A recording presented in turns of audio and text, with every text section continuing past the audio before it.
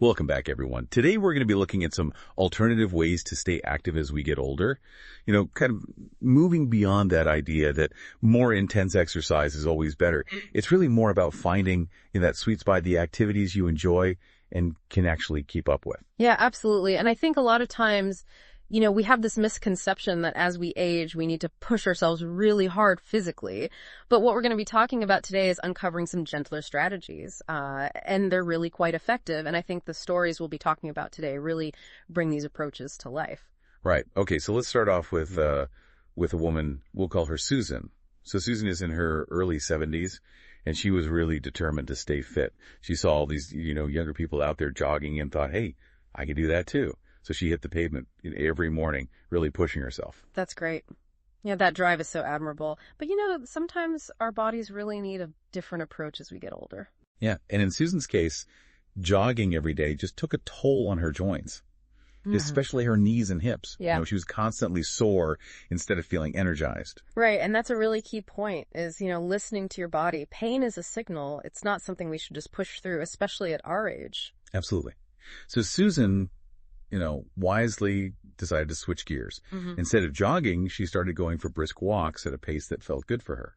And that, seemingly simple change made a world of difference. Walking is so fantastic for older adults. It's low impact, so it's easier on the joints, but it still gives you that cardiovascular boost. It helps with stress. It keeps you mobile. Right. It's amazing how something so accessible can be so beneficial. You don't need any special equipment. You don't need a gym membership. Exactly. You can walk anywhere in your neighborhood, a park, even around your house if you prefer. And for Susan, those walks were a game changer. Her energy levels soared, her joint pain eased up, and she just felt so much better overall. I love that story. It's a great reminder that staying active doesn't have to mean pushing yourself to the limit. It's about finding those activities that fit your body's needs at this stage of life. Absolutely. It's about, finding that sustainability and enjoying what you're doing. Okay, so let's talk about another person. We'll call him Tom. Now, Tom is in his mid-70s, and he was a weightlifting enthusiast. He loved that feeling of strength. But he started experiencing all this stiffness in his shoulders, his hips, and his lower back. And that's where, a lot of people find themselves, Building muscle is important, but we also need flexibility and mobility, especially as we get older. Right, and that's where Tom actually discovered the benefits of yoga. He was a little hesitant at first, not sure if it would be enough of a workout, but he decided to give it a try. Yeah, and that's understandable. We often think of yoga as just stretching, but it's so much more than that. It builds strength, it improves balance, and it increases body awareness, all of which are crucial as we age. And for Tom, it was a revelation. Those gentle stretches and movements helped him regain mobility in his shoulders and hips, and his back pain started to ease up. He even felt more limber in the mornings, which is when that stiffness tends to be the worst. And what's really fascinating here is how yoga actually complemented his weightlifting routine. Yeah. So you can think about it as, strength training builds the muscles, while yoga helps maintain the range of motion in those muscles so everything's balanced and functional. So it's not about choosing one or the other. It's about finding that synergy where those different activities work together to support your overall well-being. Exactly. And it reinforces the importance of a holistic approach to fitness. Yeah. Considering all aspects of our physical and mental health, not just how much weight we can lift or how fast we can run. Right. Okay. Now let's talk about another person. We'll call her Mary. Mary's in her late 70s, and she'd been a regular at the gym for years, lifting those heavy weights. But she started to notice that her body just wasn't recovering as quickly as it used to. She was always sore, she was fatigued, and even started experiencing some joint pain. Yeah, and this speaks to the importance of adapting our exercise routines as we age. What worked for us in our 50s or 60s might not be appropriate in our 70s or 80s. Our bodies change, and our routines need to change with them. Right, absolutely. So Mary realized she needed to make a change, and she transitioned from those heavy weights to lighter resistance bands and started doing more body weight exercises. And that was a really smart move. Lighter resistance training is incredibly effective. It helps maintain muscle mass and strength without putting excessive stress on the joints. It's about finding that balance between challenging your body but respecting its limits. And the results were amazing. Mary was able to maintain her muscle tone without that excessive soreness and fatigue. She found that sweet spot, staying strong but not overdoing it. And her story is a fantastic example of how we can adapt our strength training routines as we age. Maintaining muscle mass is crucial for, preventing falls, maintaining balance, supporting overall mobility, but it doesn't require heavy lifting. It's a powerful reminder that we have options. Mm-hmm. Body weight exercises, resistance bands, even light dumbbells. It's about finding what works for you and your body. Absolutely. Now let's shift gears a bit and talk about, David. David's a former marathon runner who, as he got older, noticed his stamina just wasn't what it used to be. Those long runs he used to love started to feel exhausting. Yeah, and I think that's where a lot of us can relate. We have these activities we've always loved, but our bodies might just need a different kind of engagement as we age. Exactly. And for David, that shift came in the form of mindful breathing and meditation. That's interesting. How can something still be considered active? That's a great question. It's a different kind of activity. It's an internal one. Mindful breathing is incredibly powerful. It helps regulate our nervous system, calming us down when we're stressed, boosting our energy and focus when we need it. It's like a workout for your nervous system. Okay, so instead of pushing his body to its limits, David started focusing on his breath, incorporating mindful breathing exercises and meditation into his routine. And the impact was profound. He found that mindful breathing helped him feel more centered, more present, even on days when, intense physical activity wasn't an option. And it's a reminder that true vitality comes from a balance of our physical, mental, and emotional well-being. I love that David's story is such a beautiful illustration of how our relationship with activity can evolve as we age. It's not always about that external exertion. Sometimes it's about cultivating that inner peace and stillness. And that inner peace has such incredible ripple effects on our physical health.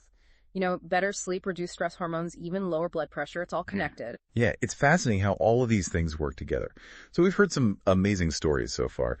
Susan finding relief with walking, Tom discovering the power of yoga, Mary adapting her strength training, and David finding a new kind of active in mindful breathing. Each story highlighting the importance of finding what works for you, honoring your body's needs, and embracing those new possibilities.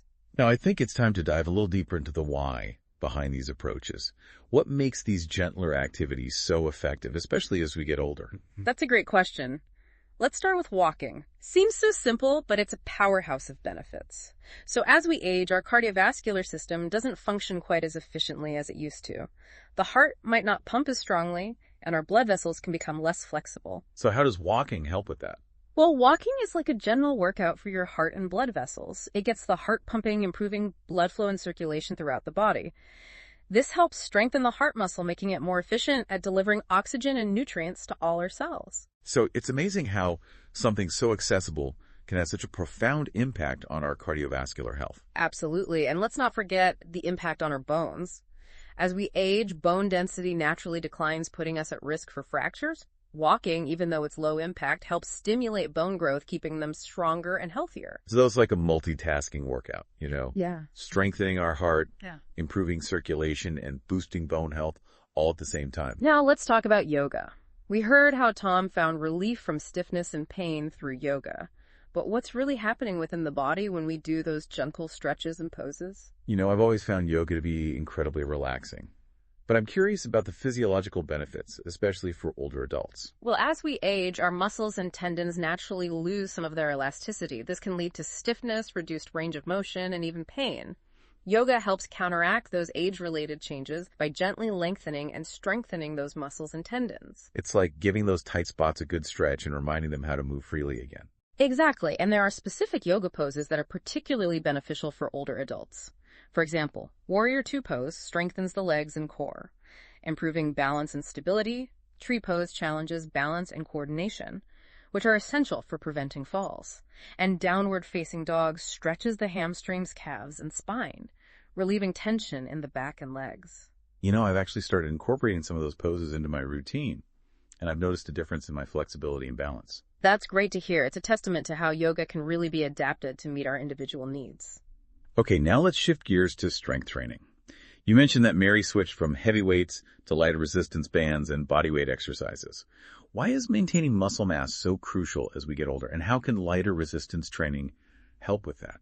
So muscle mass naturally declines as we age. This process is called sarcopenia.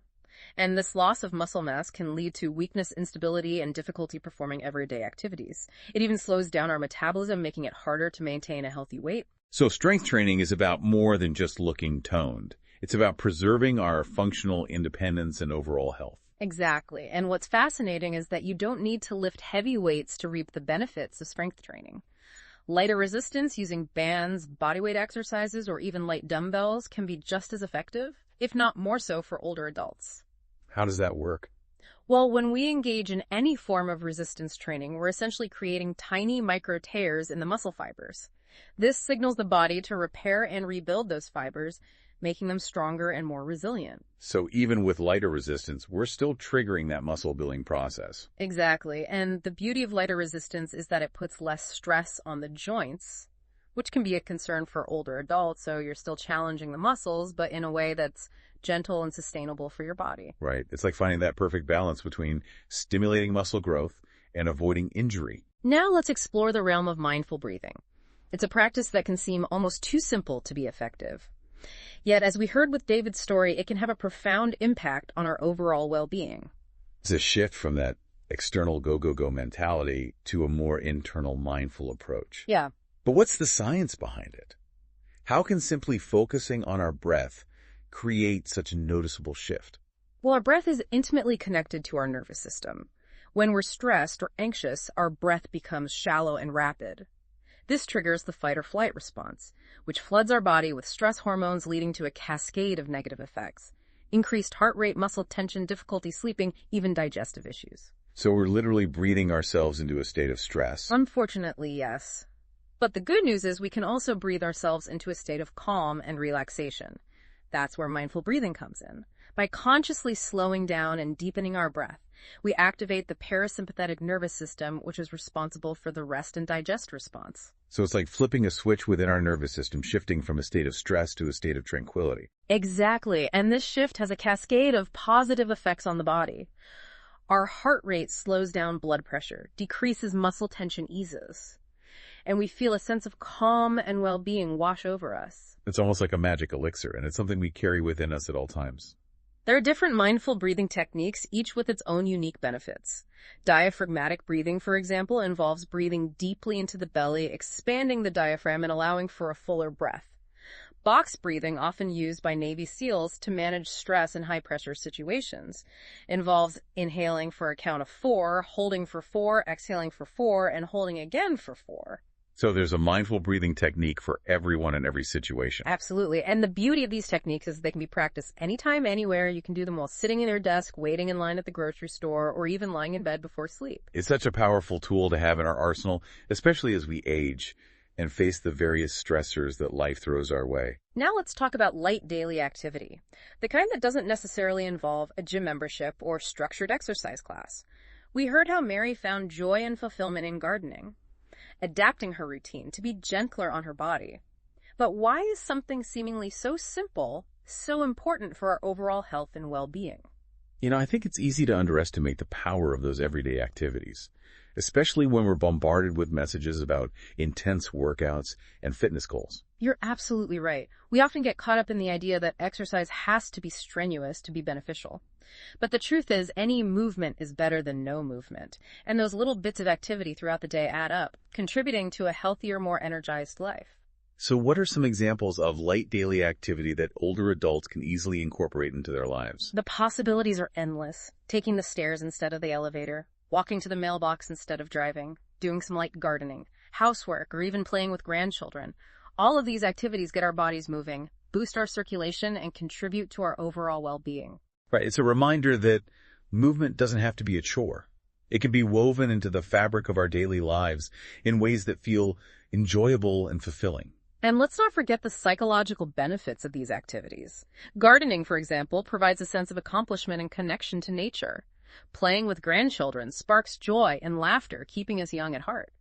These activities nourish our souls as much as they benefit our bodies. It's a holistic approach to well-being, recognizing that our physical, mental, and emotional health are interconnected. Precisely, and as we age, it's more important than ever to nurture all aspects of our being. Okay, finally, let's revisit the importance of social and mental engagement. As highlighted by Arthur's story, he found vitality and purpose through his involvement in a book club and volunteer work. Arthur's story beautifully illustrates a critical point. Our social and mental well-being are just as important as our physical health, especially as we age. Yeah, it's a reminder that we're not just bodies.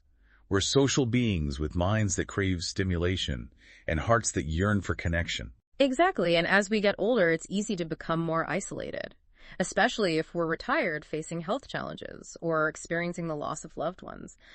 But it's crucial to resist that pull towards isolation and actively seek out opportunities for connection and engagement. So what are some practical steps that older adults can take to stay socially and mentally active? Well, joining a book club, as Arthur did, is a fantastic way to engage in stimulating discussions.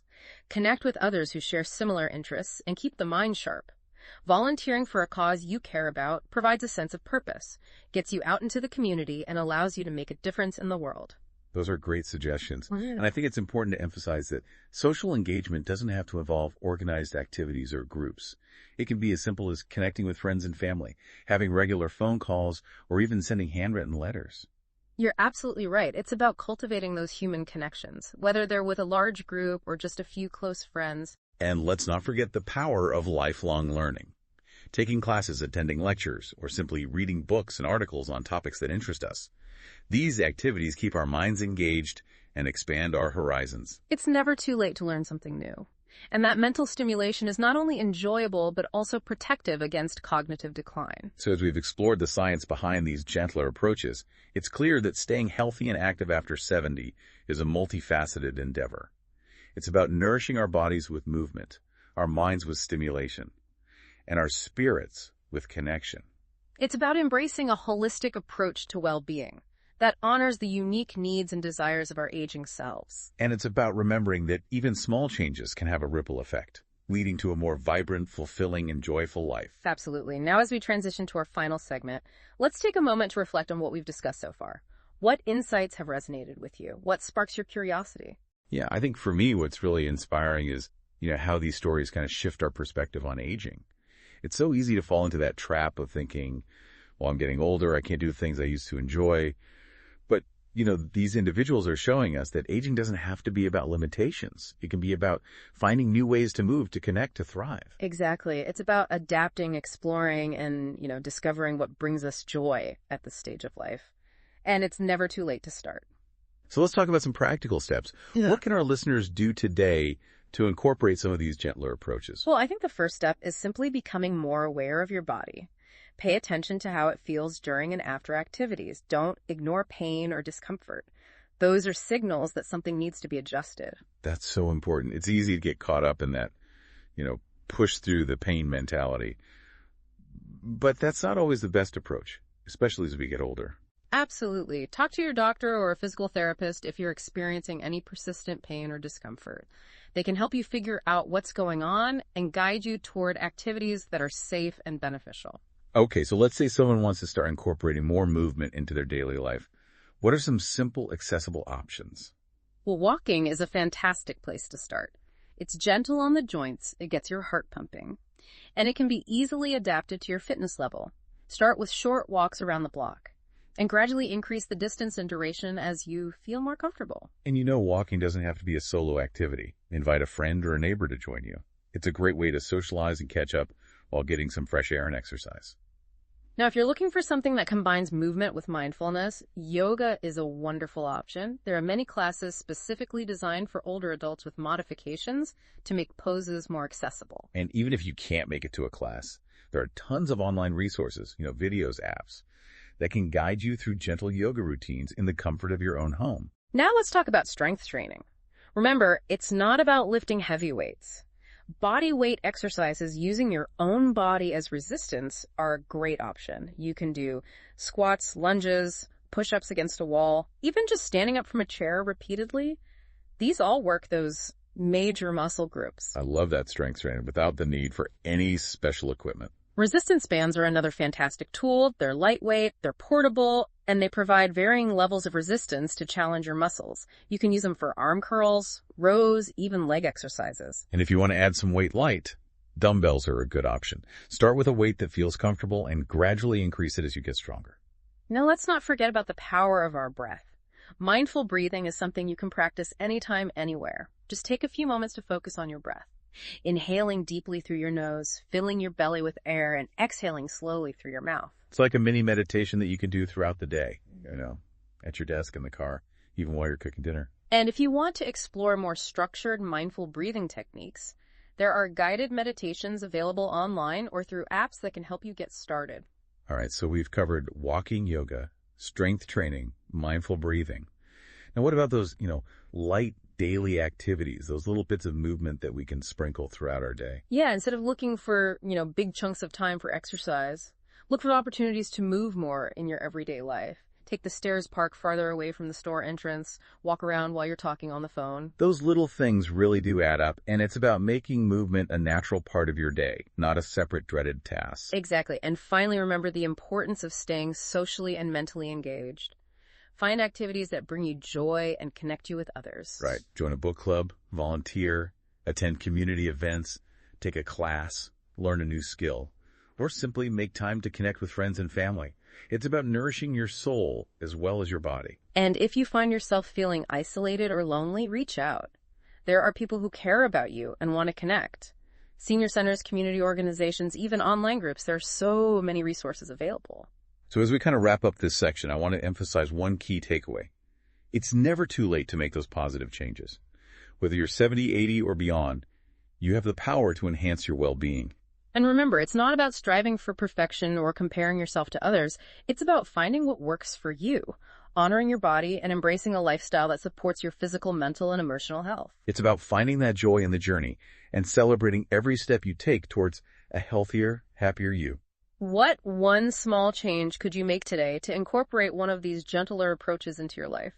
It could be as simple as taking a short walk, doing a few stretches, taking a few deep breaths, or reaching out to a friend. Every step, no matter how small, is a step in the right direction. Absolutely. Well, thank you for joining us on this exploration of staying active after 70. We hope you found it informative and inspiring. Remember, you have the power to create a vibrant, fulfilling life no matter your age. And we'll see you next time for another fascinating deep dive.